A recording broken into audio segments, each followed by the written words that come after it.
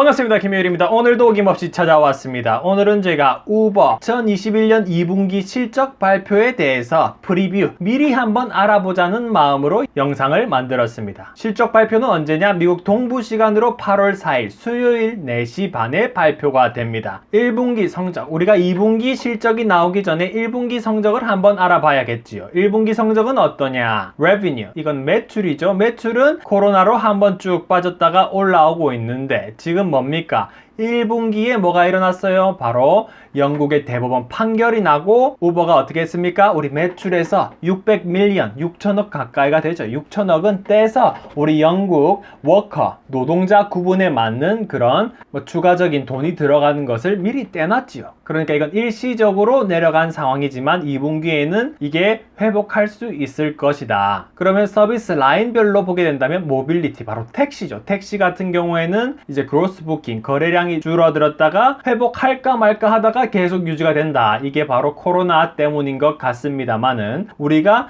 2분기에는 미국도 조금 문을 열었잖아요. 영국도 문을 조금 열고, 물론 지금은 이제 코로나가 다시 악화된다고 하지만 2분기에는 조금 회복이 되었다, 그런 소식이 있으니까 회복을 기대하는 것도 나쁘지 않아 보인다. 그리고 딜리버리, 이건 이제 배달이죠. 배달 같은 경우에는 계속 꾸준히 거래량이 늘고 있습니다. 밑에 보면 매출도 늘고 있고, 우버 이츠 같은 경우에는 들어온 지가 사실 얼마 되지 않았어요. 6년, 7년이 됐나? 하여튼 그 정도인데 이게 시작하고 상승하는 걸 보면은 우버의 미래를 잘 이끌어 나갈 것이다 라고 생각할 수 있겠죠. 그러면 전문가 예상치는 이제 earnings인데 EPS라고 들어보셨을 겁니다. 근데 사실 이거는 크게 의미가 없는 것이 이때까지 계속 마이너스였기 때문에 제가 크게 신경을 쓰는 수치는 아니고, 물론 이제 마이너스가 줄어든다면은 수익성이 나아진다고 우리가 볼 수 있겠지요. 저는 오히려 이제 revenue, 바로 매출이죠. 매출. average estimate, 이건 애널리스트 전문가들이 예상치로 평균적으로 얼마 정도 매출이 나올 것인가, 3.74 빌리언인데 3.74면은 이게 가능할 것인가? 저는 가능하다고 봅니다. 왜? 우리가 보시면은 1분기에는 3.5 빌리언이었으니까 250 밀리언만 추가로 더 성장을 했다면은 크게 어려운 수치는 아닐 것이다. 왜냐? 우리가 배달뿐만 아니라 택시도 회복이 되었기 때문에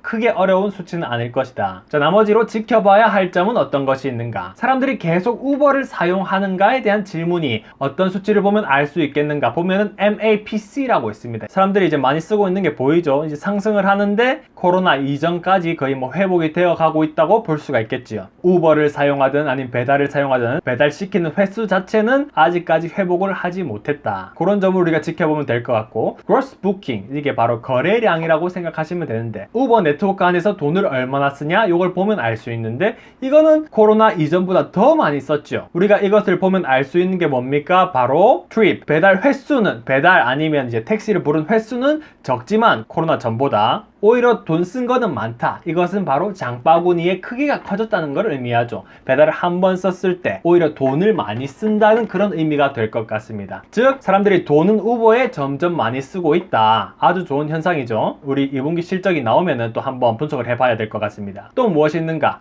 우버 택시만 보면은 우리가 어떤 일이 있었어요? 2분기에 우버가 2,500억을 추가로 더 부었습니다. 왜 부었냐? 드라이버들이 다시 운전을 안 한답니다. 운전을 하러 안 나오는 데는 여러 가지 이유가 있겠습니다만은 어쨌든 우버가 2,500억을 더 추가했으니까 마진이 덜 남겠죠. 실제로 우버 CEO가 그런 말을 했습니다. 뭐라고 했습니까? aggressive investment, 이게 바로 2,500억 이걸 말하는데 2,500억 원을 투자를 하니까 마진이 조금 안 좋을 거다. hurt, 아프다 이 말이죠. 마진이 아플 수 있을 것입니다. 바로 2분기에 우리가 또 그것을 감안하고 봐야겠지요. 우버이츠를 본다면은 뭘 생각할 수 있을 것인가? 꾸준한 매출이 상승 가능.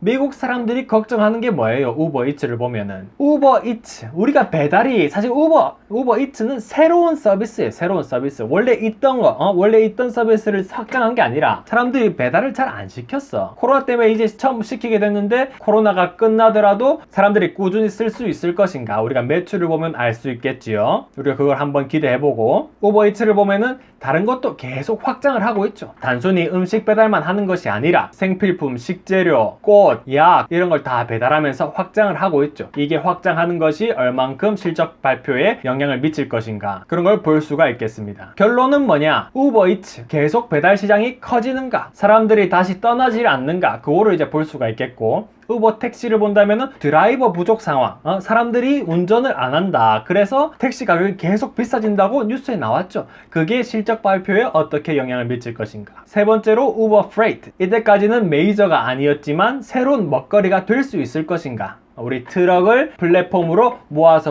운송업까지 우리가 먹거리를 만들 수 있을 것인가에 대해서 한번 알아볼 수 있을 것 같고, 네 번째로는 시장 점유율. 물론 이제 피자 전체의 크기는 커지지만 피자가 커지는 것 중에 큰 조각을 계속 먹을 수 있을 것인가. 그것도 우리가 지켜봐야 될 것입니다. 그리고 다섯 번째로 돈 되는 사업인가.